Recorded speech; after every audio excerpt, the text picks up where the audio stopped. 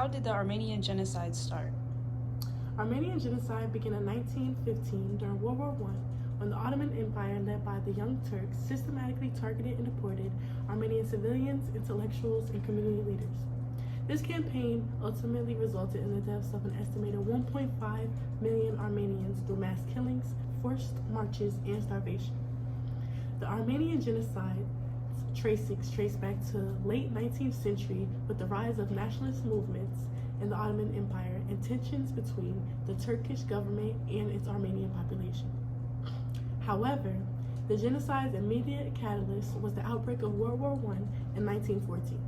The Ottoman Empire allied with Germany and Austria-Hungary and saw the Armenian population as a potential threat to their Christian faith and perceived ties to Russia. In April 1915, Ottoman authorities arrested and executed hundreds of Armenian intellectuals and community leaders in modern-day Istanbul. This event marked the beginning of the systematic extermination of the Armenian population. The Ottoman government then implemented a series of policies aimed at deporting and exterminating Armenians. Armenians were forcibly removed from their homes, marched long distances, subjected to mass killing, starvation, and other atrocities. Genocides often escalate in intensity during the middle phase. Perpetrators may become more symptomatic and ruthless in their efforts to exterminate the targeted group. The initial targets of the genocide may expand to broader categories of people deemed undesirable by perpetrators. This expansion can result in increased suffering, death among additional groups. The middle phase of genocide typically sees a significant increase in number of refugees fleeing the violence. These refugees often face extreme hardship, including displacement, starvation, and exposure to disease. During the middle phase, international awareness of the genocide may increase, leading efforts to intervene and stop violence. However, responses from the international community can vary widely in effectiveness and timelessness. Despite, however, the odds against them, targeting groups organized resistance movements and strategies for survival during the middle phase of the genocide. These efforts can include hiding, seeking refuge in safer areas, and forming alliances. Who is responsible for this genocide? When considering who is responsible for the Armenian genocide, it is significant to recognize the three pashas. This maniacal trio were Mehmet Talat Pasha, Ismail Enver Pasha, and Ahmed Jamal Pasha, all from modern-day Turkey. These three individuals were Ottoman officials of high rank who held significant power and played key roles in military decisions. Mehmet Talat Pasha lived from 1874 to 1921 and was a significant architect in the Armenian genocide. His career in politics began early in his life as he was an active telegrapher in Young Turk movement. He then joined the Committee of Progress, or CUP, or CUP, and emerged as the leader in secret organizations. With these advantages, Mehmet has the ability to apply his influence and contribute to the plotting with his knowledge. Ismail Enver Pasha lived from 1881 to 1922. Ismail can be described as a prominent instigator as he was in control of Germanophile policies. He was also a member of the Young Turk government, which is where he developed his organizational and leadership skills. He is known for his defense of Libya against Italy and was soon named Minister of War.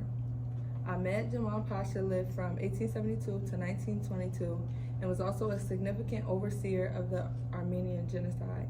He served as the Minister of the Navy and the governor of not only Syria but Palestine as well during World War I. He held the responsibility of implementing many strategies, as he also had a significant amount of experience in the underground movement of the Ottoman. The Armenian genocide stands as an agonizing testament to the darkest depths of human cruelty. Approximately 1.5 million Armenians perished, their lives snuffed out in a systematic campaign of violence and oppression.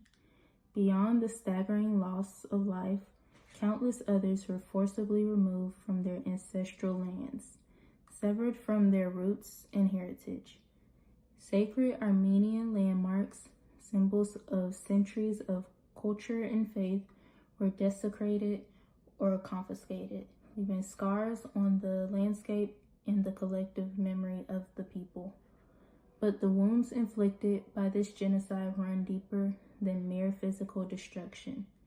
The survivors, haunted by the specter of unspeakable horrors, carry the weight of their trauma with them, a burden too heavy to bear alone.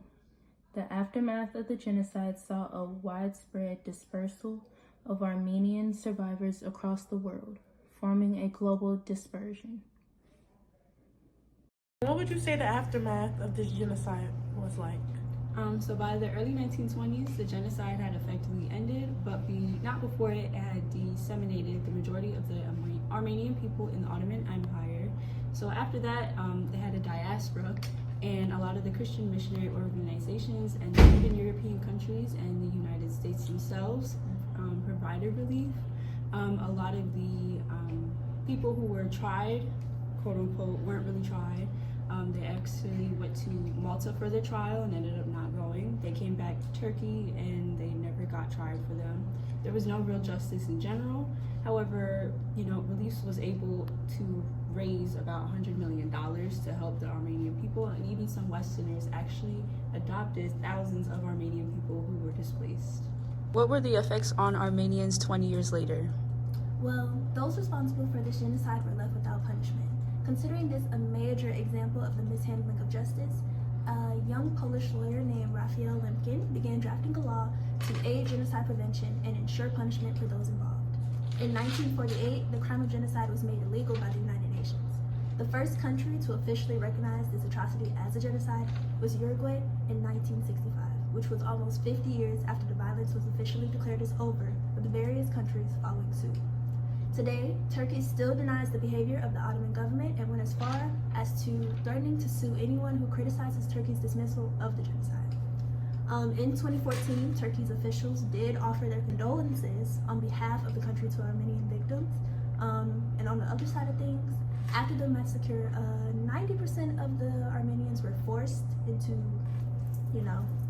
other countries, with the survivors now being displaced, and some were even forced to convert to Islam. In 1922, the remains of Armenia were incorporated into Russia, becoming its own separate republic in 1936. While still a part of the Soviet Union, in 1991, the Republic of Armenia became independent. Today, Armenia has a population of 2.7 million people, with 96% being ethnic Armenian.